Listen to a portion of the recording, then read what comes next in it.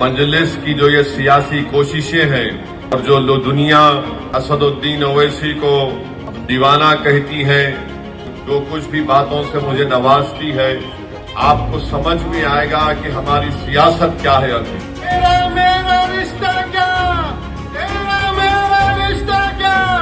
आम public channel में मैं आफाक अहमद मंसूरी आपका स्वागत करता हूं। आइए आपको ले चलते हैं खबरों की दुनिया में। मुंबई के जोगेश्वरी स्थित बहराम बाग इलाके में वर्सोवा विधानसभा सीट से एआईएमआईएम के उम्मीदवार रईस लश्करिया के समर्थन में आयोजित एक जनसभा को संबोधित करते हुए असदुद्दीन ओवैसी ने मुस्लिम समाज के लिए स्वतंत्र नेतृत्व की आवश्यकता पर जोर दिया। उन्होंने कहा कि भारतीय मुस्लिम समुदाय को अपनी आवाज और पहचान के लिए एक ऐसे नेतृत्व की जरूरत है जो उनके हक की आवाज को बुलंद कर सके।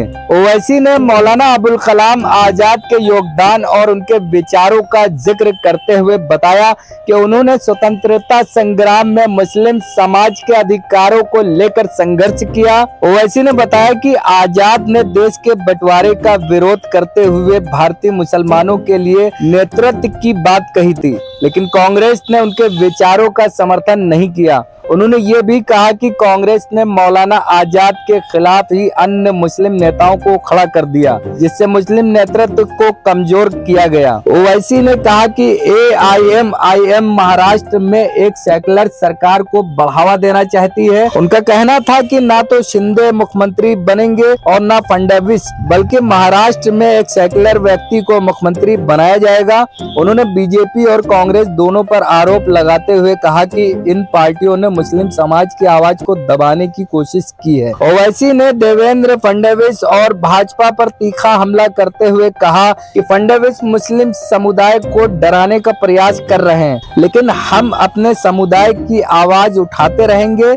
उन्होंने फडणवीस को चुनौती दी कि वे डरने वाले नहीं हैं, बल्कि पूरी ताकत से लड़ने और जीतेंगे। उन्होंने फडणवीस को चुनौती दी कि वे डरने वाले नहीं हैं, बल्कि पूरी ताकत से लड़ेंगे और जीतेंगे। ओवैसी ने मोदी सरकार की ओर से प्रस्तावित वक्फ संपत्ति और यूएपीए कानून पर भी निशाना साधा।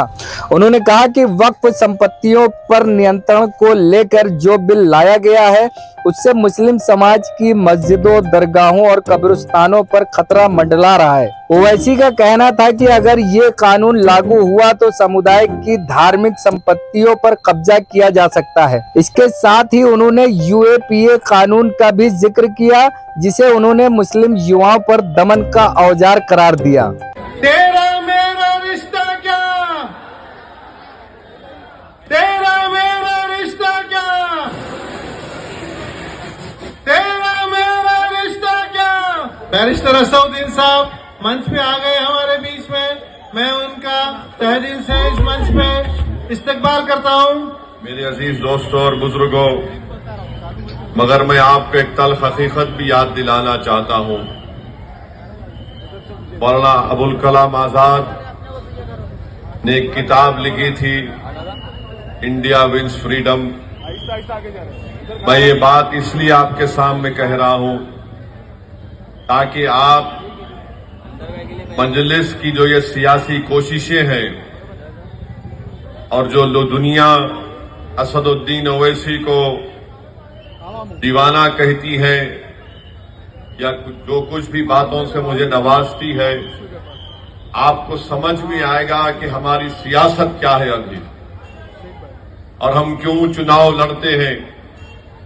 हम क्यों ये कहते हैं कि भारत में अगर सब समुदायों की एक पॉलिटिकल लीडरशिप है, तो सबसे बड़ी अक़लियत इस देश में मुसलमान हैं, उनके भी एक पॉलिटिकल लीडरशिप होनी चाहिए। मौलाना आजाद अपनी किताब इंडिया विंस फ्रीडम में लिखे, जिसको उन्होंने वसीयत की थी कि मेरे मरने के 30 साल के बाद इसको आवाम में लेकर आना। मौलाना आजाद लिखते हैं अपनी किताब में कि मैं भारत के पार्टीशन के खिलाफ था, और जब पार्टीशन की बात हो रही थी ये मौलाना आजाद के अल्फाज हैं कि मैं नेहरू के पास गया, जवाहरलाल के पास गया, उनको बताया कि इस मुल्क के टुकड़े होने मत दो। फिर मैंने महात्मा गांधी के पास गया कि मैं ये चाहता था कि इस मुल्क का बंटवारा ना हो। मेरे अजीज दोस्तों और बुजुर्गों, मैं आपको बताना चाह रहा हूं कि मौलाना आजाद ने अपनी किताब में लिखा कि कैबिनेट सब कमीशन का प्लान अगर एक्सेप्ट हो जाता फिर मुल्क का बंटवारा नहीं होता। मौलाना आजाद ने अपनी किताब में नेहरू के बारे में क्या लिखा आप पढ़ लीजिए। मेरे अजीज दोस्तों और बुजुर्गों, मुल्क का बंटवारा हो गया, मौलाना आजाद उसके खिलाफ थे। मौलाना आजाद लिखते हैं कि जब संविधान बनाने के लिए कॉन्स्टिट्यूएंट असेंबली बनाई गई तो उस कॉन्स्टिट्यूएंट असेंबली में मुसलमानों के लिए एक अलहदा इलेक्टोरेट था जिसको खत्म करके रख दिया गया। और फिर उसके बाद उस वक्त रिजर्वेशन मिलता था, तहफुजात, आरक्षण मिलता था मुसलमानों को। मौलाना लिखते हैं कि ये कॉन्स्टिट्यूएंट असेंबली मेरे लिए और मौला हिफ्जुर रहमान के लिए एक नई कैद बनकर रह गई। आजाद लिखते हैं कि मैं जब कभी भी रिजर्वेशन की बात उस कॉन्स्टिट्यूएंट असेंबली में उठाता तो उस वक्त कांग्रेस पार्टी में एक तजम्मुल साहब थे और एक मोहतरमा अजीजुल कुछ नाम था मोहतरमा का। वो फौरन खड़े होकर बोलते ये देश के हित में नहीं है रिजर्वेशन। यहां से आप मेरी एक एक बात को गौर से सुनो और याद रखो, तभी आपको सदुद्दीन ओवैसी की सियासत समझ में आएगी, मजलिस की जो है समझ में आएगी। जब मौलाना हिफ्जुर रहमान और आजाद रिजर्वेशन की बात करते तो कांग्रेस पार्टी से ही कोई खड़ा होता था, तजम्मुल और एक अजीजुल मोहतरमा नाम थी उनका। नहीं नहीं, देश के हित में नहीं चाहिए हम मुसलमानों को रिजर्वेशन। मौलाना आजाद को मजबूरन कहना पड़ा कि यह कॉन्स्टिट्यूएंट असेंबली मेरे लिए एक दूसरी नई कैद बन चुकी है।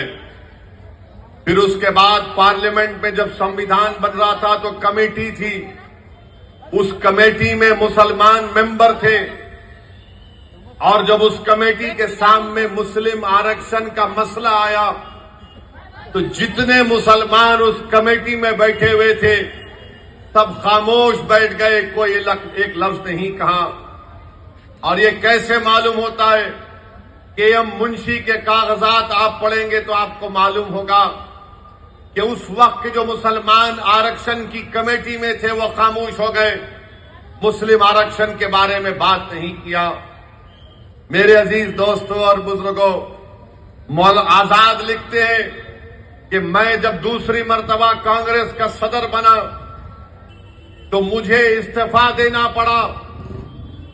और इसलिए इस्तीफा देना पड़ा क्योंकि मैंने नेहरू से कहा था कि कैबिनेट प्लान को मंजूर कर लो, नेहरू ने उसको मंजूर नहीं किया। आजाद लिखते हैं बल्कि तारीख। अगर आपने हमारे चैनल को सब्सक्राइब नहीं किया है तो आम पब्लिक चैनल को सब्सक्राइब कीजिए और हाँ, बेल आइकन जरूर दबाइए।